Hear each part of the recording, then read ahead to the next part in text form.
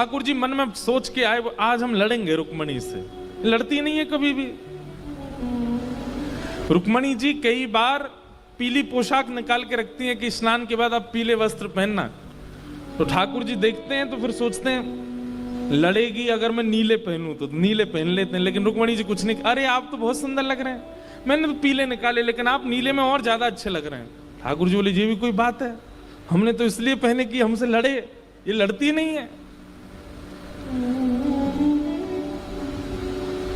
रुक्मणी जी पूछती हैं आज प्रसाद में क्या पाएंगे आप? तो ठाकुर जी बोलते हैं आज हम ये पाएंगे, ये पाएंगे, ये पाएंगे, बनाओ। अब इच्छा तो वही पाने की है, लेकिन ठाकुर जी के सामने जैसे थाली आती है ठाकुर जी कहते हैं नहीं ये पाने की इच्छा नहीं, कुछ और लेके आओ। तो रुक्मणी जी वो लेके आ जाती हैं, तो वो भी मना, नहीं ये भी नहीं, कुछ और लेके आओ, केवल इसलिए कि लड़े हमसे। लेकिन रुक्मणी जी ऐसे स्वभाव की हैं, वो लड़ती ही नहीं है ठाकुर जी से। कभी कभी ठाकुर जी की इच्छा होती है हम इनके चरण वंदन कर लें, ये बिल्कुल नहीं लड़ती हमसे। तो वस्त्रों में विपरीतता करके देख ली, भोजन में विपरीतता करके देख ली, कई बार कोई भाव रखा जाता पारिवारिक, उसमें रुक्मणी जी कहती ऐसा करना चाहिए, तो ठाकुर जी कटाक्ष करते नहीं नहीं आप क्या जानती हो, आपका विषय नहीं है, हम बता रहे हैं ऐसा होना नहीं, आप तो स्वामी हैं, आप जो कहेंगे वो स्वीकार है। रुक्मणी ठाकुर जी कहते हैं भाई ये कैसी देवी आ गई हमारे घर, लड़ती नहीं है।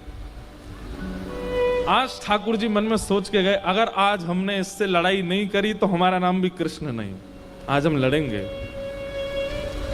और ठाकुर जी कक्ष में गए और जाकर के झूला पर जैसे ही बैठे, रुक्मणी जी पंखा जल रही थी और ठाकुर जी ऐसा प्रसंग छेड़ते हैं जिससे रुक्मणी जी के हृदय में थोड़ी सी वेदना हो। ठाकुर जी कहते हैं तुमने हमसे ब्याह क्यों किया? आपका हमसे ब्याह करने का कारण क्या है? रुक्मणी जी बोले बहुत जल्दी नहीं पूछ रहे हैं आप, आपके पुत्र का भी जन्म हो गया, पुत्र का ब्याह भी हो गया, पुत्र का पुत्र भी हो गया, उसका भी ब्याह हो गया, अब पूछ रहे हो आप? नाती का भी ब्याह हो चुका है आपके, और आज आप हमसे पूछ रहे हो कि हमने ब्याह क्यों किया? बहुत जल्दी नहीं पूछ लिया? ठाकुर जी बोले नहीं नहीं हमें बताइए आपने हमसे ब्याह क्यों किया? अब रुक्मणी जी कुछ बोले नहीं, वो तो खड़ी खड़ी, वो तो जानती हैं कि इनके मन में क्या चल रहा है, ये लड़ना चाहते हैं, हमको लड़ना नहीं है इनसे। ठाकुर जी बोले अच्छा मैं बताऊं तुमने हमसे ब्याह क्यों किया? बोले बताइए। बोले क्योंकि तुमने संतों से मेरे बारे में बहुत प्रशंसा सुनी, तुमने पत्र में भी लिखा था ना, श्रुत्वा गुणान भुवन सुंदर शृण्वताम ते, आपके बड़े गुणानवाद मैंने सुने हैं। तुम संतों की बातों में आ गए, जिनके खुद के घर का ठिकाना नहीं, जिनका खुद का गृहस्थाश्रम नहीं, जिनको अपने पेट पूजा के अलावा दूसरों की कोई चिंता नहीं, ऐसे संतों की बातों में आके तुमने हमसे ब्याह कर लिया। आप कहोगी हमने तो इसलिए ब्याह कर लिया कि आप सुंदर हैं। काय बात की सुंदर? हमारे शत्रुओं कभी हमारा नाम सुना है? कालिया कह के बुलाते हैं हमको, कालिया कहते हैं, श्याम कहते हैं, हमारा नाम ही कृष्ण रख दिया गर्गाचार्य जी ने, कृष्ण का मतलब काला। काय मत की सुंदरता? अरे भाई कई बार घर का बालक इतना सुंदर नहीं होता पर बड़े लोगों को वो बहुत अच्छा लगता है, अरे मेरो राज दुलारो कितना बढ़िया लग रहा है, कैसा भी हो, लेकिन घर के बड़े लोगों को अच्छा ही लगता है। तो कई बार घर के बड़े लोगों को भी अच्छा लगता है। ऐसी तुमने जबरदस्ती, एक प्रकार से हमको कभी कभी ऐसा लगता है तुमने हम पे कृपा की है कि चलो ये तो सुंदर नहीं, हम सुंदर इनके पास चली जाएं तो जीवन भर ये तो रहेगा, पत्नी तो सुंदर है। रुक्मणी जी मंद मंद मुस्कुरा रही, क्योंकि इन बातों का कोई तत्व नहीं है। रुक्मणी जी जानती हैं आप सुंदर, त्रिभुवन कमनम तमाल वर्णम, अरे आपने अपना वर्ण श्याम करके पृथ्वी पर कृपा की है। कहीं आप गौर वर्ण के हो गए होते तो आदमी देख करके प्राण त्याग देता आपको, इतने सुंदर लगते आप श्याम वर्ण के बन के इसलिए आए हो ताकि संसार के लोग आपकी सुंदरता को सह सकें। रुक्मणी जी इसलिए हंस रही हैं। ठाकुर जी ने अनेक बातें की और अंत में ठाकुर जी क्या कहते हैं,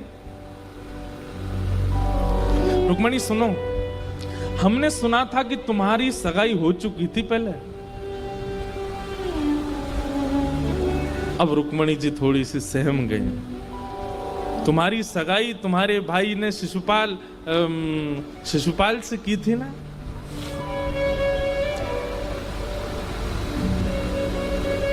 क्या कमी थी शिशुपाल में?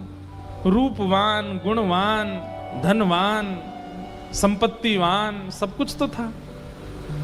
उसके साथ विवाह कर लेती, कितनी अच्छी लगती तुम, वो भी गोरा, तुम भी गोरी, वो भी सहज, तुम भी सहज, सब कुछ बिल्कुल मतलब अनुकूल था तुम्हारे लिए। हमें ऐसा लगता है कि तुमने जबरदस्ती हमसे ब्याह कर लिया, इसलिए शिशुपाल अभी तक क्वारा बैठा है।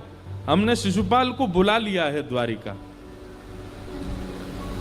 हम तुम्हारे मन की जान गए हैं और अब हम शिशुपाल से बात करके तुम्हारा विवाह करा देंगे उससे। जब इस हद पर ठाकुर जी पहुंच गए कि ये कहने लगे कि हम तुम्हारा ब्याह करा देंगे शिशुपाल से,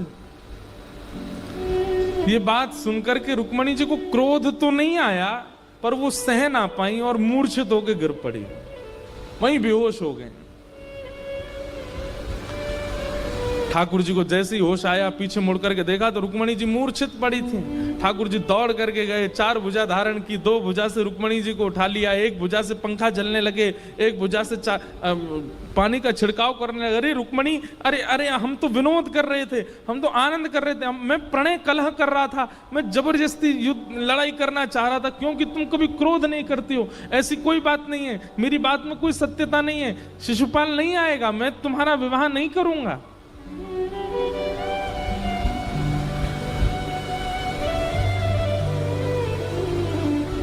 रुक्मणी जी को होश आया, और जब रुक्मणी जी को होश आया, ठाकुर जी ने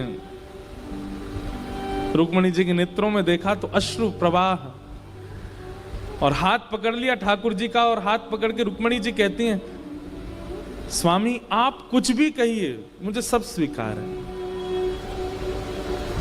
लेकिन आप अपने से कभी दूर जाने की चर्चा भी मत कीजिएगा मुझसे। जो स्थिति ब्रजवासियों की हुई, जो स्थिति ब्रज की गोपियों की हुई, जो स्थिति किशोरी जी की और सब ब्रज वनिताओं की हुई है, उस स्थिति को हम सहन नहीं कर पाएंगे। आपसे कृपा करके निवेदन है, जीवन भर आप चाहे जो कह लीजिएगा, लेकिन मैं आपसे दूर हो जाऊं, ये बात आप कभी मत कहिएगा। क्योंकि क्रोध तो मुझे नहीं आएगा, लेकिन आज तो मूर्छा हुई है, कल को अगर ये बात कही तो प्राण चले जाएंगे। आप बस ये चर्चा मत करना। ठाकुर जी ने रुक्मणी जी के हृदय से अपने हस्त कमल को लगा लिया और प्रेम भाव से श्री रुक्मणी जी को स्वीकार किया। ऐसे भगवान का गृहस्थ आश्रम है, कितनी अनुकूल हैं रुक्मणी जी, बिल्कुल नहीं लड़ती, बिल्कुल नहीं झगड़ती ठाकुर जी से, सब अनुकूल। लेकिन ये बहुत दिन तक चलने वाला नहीं था। तभी ठाकुर जी का दूसरा विवाह हुआ जामवती के साथ, और जामवती के बाद तीसरा विवाह हुआ ठाकुर जी का सत्यभामा के साथ। और जो सत्यभामा है, ये थोड़ी सी शासन करने वाली, इनके मारे ठाकुर जी चुप ही रहते हैं, कुछ नहीं कहते, क्योंकि इनके आगे किसी की नहीं चलती है पूरे द्वारिका में। सत्यभामा को अपने रूप का बहुत अभिमान है। श्री कृष्ण मेरी ही सुनते हैं, मेरे अलावा किसी की नहीं सुनते, भले ही कितनी पत्नियां हो इनकी, पर अगर सत्यभामा कह दे कि आप इधर बैठ जाइए तो ठाकुर जी उधर ही जाके बैठते हैं, ऐसा शासन करती। लेकिन शासन से ठाकुर जी को दिक्कत नहीं है। ठाकुर जी के मन में भाव आता है कि इसको कभी कभी अभिमान हो जाता है, उस अभिमान को कैसे नष्ट किया जाए। सत्यभामा को अपने रूप का बहुत अभिमान है कि मैं सबसे सुंदर हूं। लेकिन एक बात बताएं बंधुओं, चाहे भाई लोग हों चाहे हमारी बहनें हों, सुंदरता मुख पे नहीं होती, सुंदरता त्वचा पे नहीं होती, सुंदरता आंखों में नहीं होती, सुंदरता नाक में, होठों पर या बालों में नहीं होती, सुंदरता स्वभाव में होती है। कोई व्यक्ति रूप का बहुत सुंदर है लेकिन स्वभाव का अच्छा नहीं है ना, उसको आप ज्यादा दिन तक स्वीकार नहीं कर पाओगे। बुरा नहीं मानिएगा, पूरे भारत में सुंदरता का प्रदर्शन करने वाले सबसे ज्यादा लोग बंबई में हैं। किनकी तरफ मेरा संकेत है सब जानते हैं, लेकिन वो स्वभाव के अच्छे नहीं है, उनका स्वभाव मधुर नहीं है, उनकी विचारधाराएं अच्छी नहीं है, उनकी बोली चाली और व्यवहार अच्छा नहीं है। ऐसी सुंदरता किस काम की? और कभी अगर आपने उनको बिना अपने बाह्य रूप धारण किए देख लिया तो कहीं आप डर के भाग ना जाओ, इतने भयावह लगते हैं। सुंदरता तो अंतरंग होती है। हमारे ब्रज के संतों को देखिए आप, कोई क्रीम नहीं लगाते, कोई पाउडर नहीं लगाते, कुछ नहीं करते, ब्रज रज लगा लेते हैं, चंदन घिस के लगा लेते हैं, तिलक फोटा लगाए, पूरे मुंह पे लगाए। हरदासियों को देखो, यहाँ लगा लेंगे, इधर लगा लेंगे, नाक पे लगा लेंगे, यहाँ पे, इधर पूरा मुंह पे लगा के घूमेंगे हाउ ब्लाउज बन के, इतने सुंदर लगते हैं। कैसा आकर्षण उनके रूप में आता है। हमारे पूज्य श्री रमन रीति वाले महाराज जी, वो जब त्रिपुंड लगा करके निकलते हैं, सफेद दाढ़ी, उनका रूप देख करके ऐसा लगता है मानो जैसे कोटि कोटि चंद्रमा वार दें इन पे। हमारे पूज्य श्री मलुक पीठ वाले महाराज जी जब उर्धपुंड लगा करके, जटा जूट बांध करके, बगनखा लगा करके जब निकलते हैं तो ऐसा लगता है आहा क्या स्वरूप है। कुछ नहीं लगाते मुखमंडल पर। चलो अब रमन रीति महाराज जी, मलुक पीठ वाले महाराज जी को जानने वाले लोग कम होंगे यहाँ पे। हमारे प्रेमानंद जी महाराज,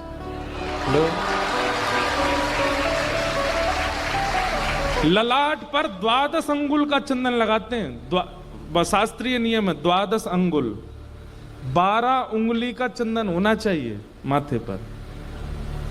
यहां से गिनो और यहां से फिर 12, ऐसे 12 उंगलियां गिन करके चंदन लगा होना चाहिए, शास्त्रीय नियम। हम तो जल्दीबाजी में श्री लगा लेते हैं। कभी अभी दत्त धाम में थे, वहां लगाते थे अपना पूरा चंदन यहाँ तक पूरा, नहीं तो विधान है शास्त्रीय कि 12 अंगुल, 12 अंगुल नहीं तो 8 अंगुल, 8 अंगुल नहीं तो 4 अंगुल, 4 अंगुल नहीं तो 2 अंगुल, नहीं तो 1 अंगुल।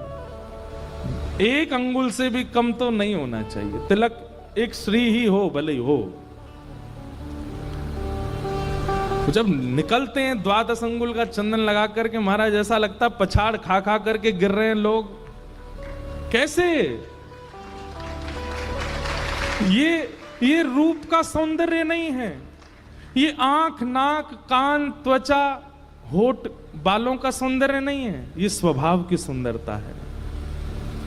मुख की सुंदरता कुछ दिन आकर्षित कर सकती है, पर स्वभाव की सुंदरता स्वप्न में भी दिखेगी, चलते फिरते भी दिखेगी, चिंतन में भी रहेगी। स्वभाव की सुंदरता सबसे सुंदर है। और कहीं ना कहीं ठाकुर जी के मन में आज, अब देखो ये सब लीलाएं ठाकुर जी हमको ज्ञान दिलाने के लिए करते हैं, वास्तविकता नहीं है। सत्यभामा को जो अभिमान होता है सुंदरता का, वो है नहीं, पर हम आप सब सतर्क रहें इसलिए ठाकुर जी लीला में करवाते हैं कि तुम अभिमान करो। सत्यभामा को अभिमान रहता है अपने रूप का कि मैं बहुत सुंदर हूं, लेकिन ठाकुर जी के नेत्रों की पूछो तो वो किशोरी जी का चिंतन करते हैं। वो तो क्यों? क्योंकि स्वरूप का सौंदर्य नहीं है। हमारे श्री हित ध्रुवदास जी गाते हैं,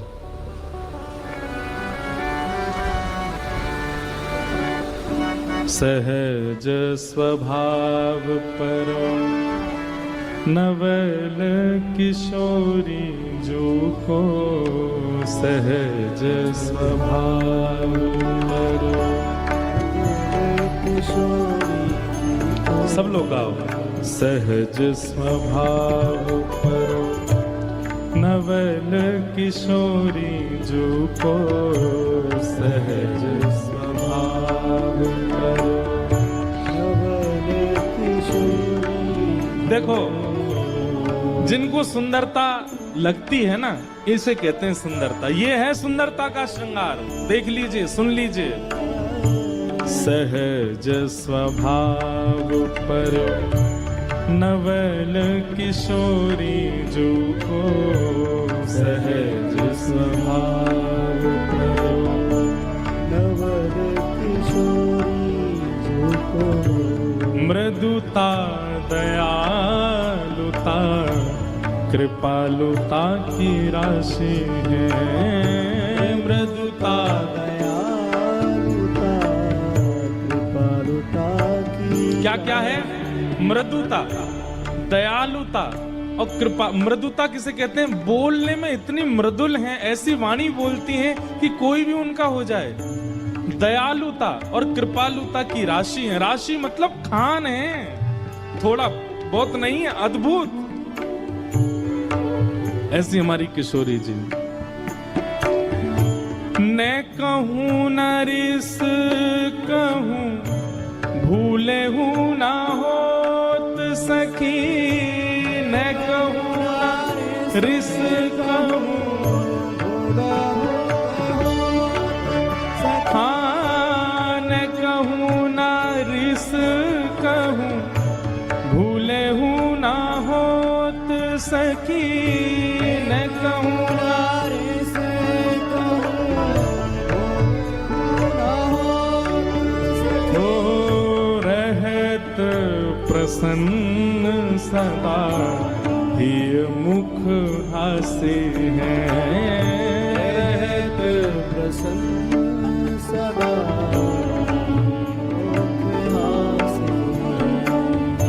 ऐसी सुकुमारी प्यारे लाल जू की प्राण प्यारी। ऐसी सुकुमारी प्यारी लाल जू की प्राण, हाँ ऐसी सुकुमारी प्यारे लाल जू की प्राण प्यारी। ऐसी सुकुमारी प्यारी लाल जू की प्राण प्यारी।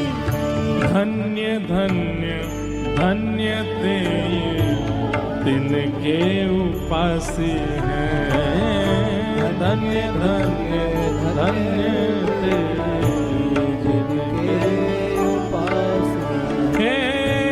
हित ध्रुव और सुख जहाँ लग देखियत, हित ध्रुव और सुख जहाँ लग देखियत। हित ध्रुव और सुख जहाँ लगी देखियत। हित ध्रुव और सुख जहाँ लग देखियत। हो सुनियत जहाँ लगे, सब दुख पासे हैं। सुनियत जहाँ लगे, सब दुख पासे हैं। ओ सहज स्वभाव पर नवल किशोरी जो को, सहज स्वभाव पर नवल किशोरी जो को। मृदुता दयालुता कृपालुता की राशि।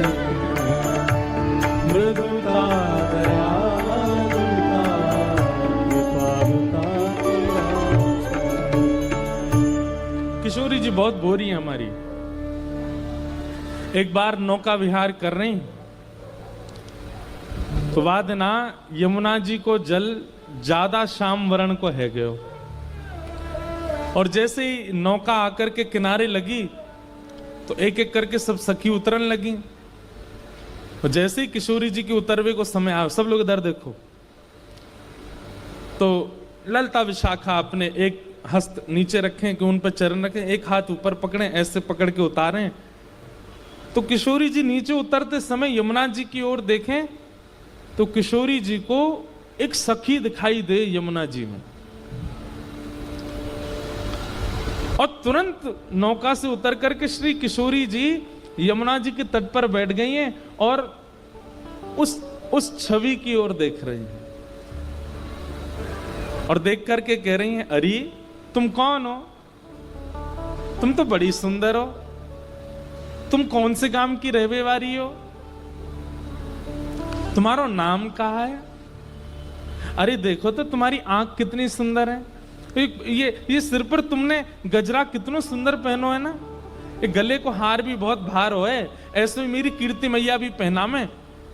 अरे सखी तू एक काम कर, बोलती जा रही है, तू हमारे यूथ में आ जा। ये ललता विशाखा बहुत सुंदर श्रृंगार करेंगी। ये मेरो श्रृंगार करें, तेरो श्रृंगार करेंगी, तोते बतियामेंगी, तेरे संग भोजन करेंगी, तेरे संग डोलेंगी। अरे तू शर्म काहे को कर रही है? कछु बोल क्यों ना रही?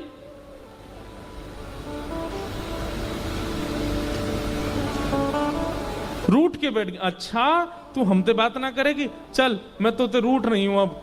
अरे तू जाने ना है मुझे, इस सबरी मोते बात करवे को बैठी रहे और तू मैं तो ते बात कर रही हूं, तू मोते बात ना कर रही।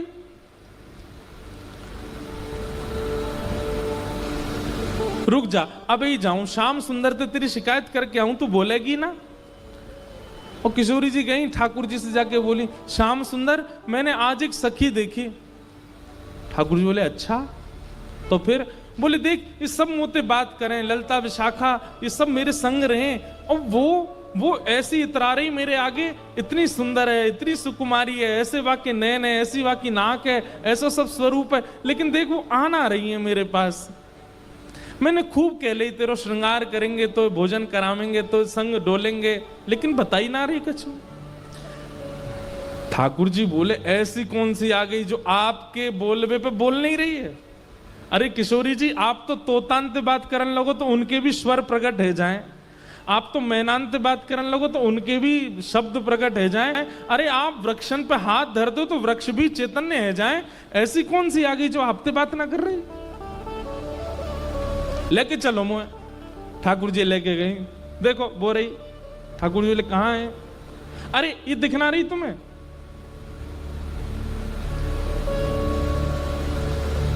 ठाकुर जी हंस करके प्रेमाश्रु नेत्रों में भर लाते हैं और किशोरी जी के चरणों में प्रणाम करके कहते हैं आप कितनी भोरी हो, ये आप ही तो हो। आप अपने प्रतिबिंब से ही तो बात कर रही हो, ये कोई और सखी नहीं है श्री जी, ये आपको ही प्रतिबिंब है। आप स्वयं को ही सुंदर कह रही हो, आंखन पे रीझ रही हो, स्वयं के श्रृंगार को ही वर्णन कर रही हो। श्री जी तो ऐसे संकोच में आई, भाज गई माते। अरे मुझे तो पता ही नहीं जी मैं हूं, इतनी भोली है, इतनी सीधी है। ये सुंदरता है, मुख की सुंदरता नहीं, श्रृंगार की सुंदरता नहीं, स्वभाव की सुंदरता। अगर आपके मुख से एक बार श्री राधा निकलता है, एक बार श्री कृष्ण निकलता है और उनके गुणों से आप युक्त नहीं हो तो आपको नाम लेने का अधिकार नहीं है। ये ऐसे ऐसे आचार्यों की वाणियों को पढ़ा कीजिए और उनके तरह अपने अंदर गुण लाना प्रारंभ कीजिए, वो स्वभाव युक्त कीजिए। भगवान की जो तृतीय पत्नी है सत्यभामा, उनको थोड़ा अभिमान है।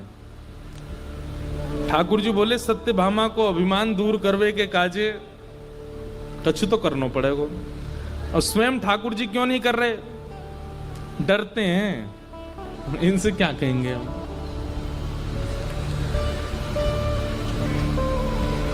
और मान का हनन जो करे उन्हीं का नाम है हनुमान। जो मान का हनन करे, हनुमान शब्द का अर्थ ही है ये, जिनकी सन्निधि में जाकर के अगर मान का हनन ना होता हो वो हनुमान नहीं। ठाकुर जी ने स्मरण किया, हनुमान जी महाराज जल्दी पधारो। हनुमान जी महाराज द्वारिका आए। ठाकुर जी ने जाकर के, इधर देखो इधर देखो, ठाकुर जी ने जाकर के अपनी सब पटरानियों को बुलाया और पटरानियों से कहा भैया देखो आज हमारे यहाँ एक अतिथि आ रहे हैं। सब पटरानी बोली कौन आ रहे हैं? बोले साक्षात श्री अनंत बलवंत हनुमान जी महाराज। हनुमान जी का नाम सुनते सब प्रसन्न हो, बोले ये तो त्रेता युग में आपके राम अवतार में थे, द्वापर में भी बोले वो तो चिरंजीवी हैं, चारों युग प्रताप तुम्हारा, चारों युगों में रहते हैं।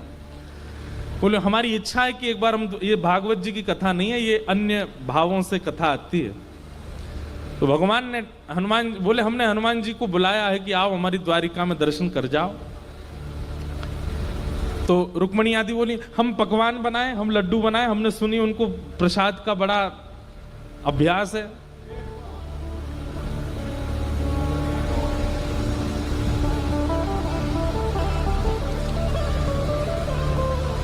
ये द्वार खोल दीजिए, वहीं बैठ जाएंगे, अब अंदर तो आ नहीं सकते, वहीं बैठा दो द्वार खोल के। इधर देखो क्या बता रहा था मैं। हाँ, तो ठाकुर जी बोले वो सब तो ठीक है, लेकिन हनुमान जी का एक स्वभाव है। बोले क्या? वो हमको अकेले प्रणाम नहीं करते, तो बोले साथ में सीता जी होनी चाहिए तभी प्रणाम करते हैं। अब सब पटरानियां एक दूसरे का मुख देखने लगी, तो फिर हम क्या करें? अब सीता जी तो नहीं है। बोले सीता जी तो नहीं है, पर सीता जी के नैन कैसे हैं? मृग जैसे नैन हैं, सीता जी की ऐसी तोता जैसी नाक है, सीता जी के ऐसे ओष्ठ हैं, सीता जी के ऐसे गाल हैं, सीता जी के ऐसे केश हैं, सीता जी बोलती हैं तो ऐसे बोलती हैं। ठाकुर जी वर्णन करने लगे सीता जी का। अब सब पटरानियां सुनकर के कह रही हैं ओहो अच्छा किशोरी जी ऐसी हैं, किशोरी जी। सत्यभामा का ये सारे गुण तो मुझ में हैं, मैं बन जाती हूं सीता जी। भगवान बोले हाँ आप ही बनो। जबकि सीता जी ही रुक्मणी बन करके आई हैं, पर भगवान की लीला को रुक्मणी जी समझ रही हैं कि ये क्या करना चाह रहे हैं। सत्यभामा बोली कि मैं बिल्कुल वैसा ही श्रृंगार करके आऊंगी, वैसे ही बैठूंगी, वैसे ही बोलूंगी जैसे आपने बताया, आप चिंता मत करो। हनुमान जी को बुलाइए, आप संकोच मत करो। ठाकुर जी बैठे सिंहासन पर, बगल में आकर के सत्यभामा बैठ गई। और आज ठाकुर जी धनुष बाण आदि लेकर के बैठे हैं। बोले भैया राम बन जाएं आज हम, तभी प्रणाम करेंगे हनुमान जी। हनुमान जी आए, कीर्तन करते हुए, उछलते नाचते कूदते हुए श्री हनुमान जी महाराज आए। और जैसे ही आकर के सिंहासन पर बैठे ठाकुर जी को देखा, नेत्र सजल हो, आहा मेरे राम, मेरे प्राण, मेरे सर्वस्व। लेकिन जैसे ही सत्यभामा जी को देखा, आंसू आंसू सब पहुंच गए उनके। ठाकुर जी से बोले ठाकुर जी आपने क्या कर दिया? भगवान बोले क्या हो गया?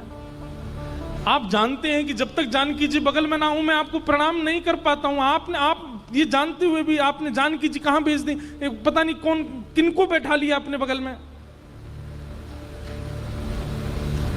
ऐसे मत बोलो, ये जानकी जी ही तो हैं। ऐसी मृगनयन जानकी जी के, ऐसी नासिका जानकी जी की, ऐसे ही ओष्ठ जानकी जी के, ऐसा ही स्वरूप जानकी जी का। रावण बोला क्षमा करें महाराज, मैं रावण के यहां गया था लंका में, और वहां जब मैंने वहां की सुंदर मंदोदरी आदियों को देखा था, उनका रूप भी इतना सुंदर था, मृग जैसे नेत्र थे, उनकी भी नासिका तोता जैसी थी, उनके भी गाल गुलाबी थे, उनके भी केश ऐसे थे। पर राम नाम का और राम स्मरण का अंजन केवल एक नेत्रों में था, और वो था सीता जी के। वो नेत्रों में वो श्रृंगार नहीं था, क्योंकि अशोक वाटिका में बैठी थी, वहां श्रृंगार की व्यवस्था नहीं थी। और वहां बिना श्रृंगार की व्यवस्था में भी उनका रूप लावण्य ऐसा था कि मानो जैसे चंद्रमा को भी कभी कभी लज्जा हो जाती हो। क्यों? क्योंकि उनके रूप में संसारी सौंदर्य नहीं था। उनके एक एक अंग को देख करके ऐसा लगता था मानो एक एक रों से राम राम राम राम प्रकट हो रहा हो। और आपके बगल में जो इस वक्त बैठी हैं, उनके किसी भी रों से आपका नाम उद्दीपित नहीं हो रहा है। इसलिए क्षमा करें, मैं आपको दंडवत प्रणाम नहीं करूंगा। सत्यभामा जी तो रो रो के बेहाल हो गई, उनका सारा अभिमान चूर चूर हो गया। और तभी वहां पर लड्डू लेकर के, प्रसाद लेकर के, जैसे कोई अन्य घर के सदस्य सामान लेकर के आते हैं पवाने के लिए, ऐसी सब सखियां आ रही थी, उन्हीं के बीच में से रुक्मणी जी आई और जैसे ही लड्डू सामने पधराया और राम हनुमान जी ने जैसे ही रुक्मणी जी को देखा तुरंत करताल उठा करके नृत्य करने लगा। हाँ मेरी माँ आ गई, मेरी माँ आ गई, चरणों में दंडवत प्रणाम किया। और रुक्मणी जी के चरणों में निवेदन करे, ने किधर किसको, इधर किसको, इधर किसको, सत्यभामा आपने किधर आओ, आप इधर बैठो। और जैसे ही रुक्मणी जी बैठी दोनों की भले हाँ आप प्रणाम। सत्यभामा जी का जो अभिमान था वो टूट गया, जाने किस स्थिति में पहुंच गया।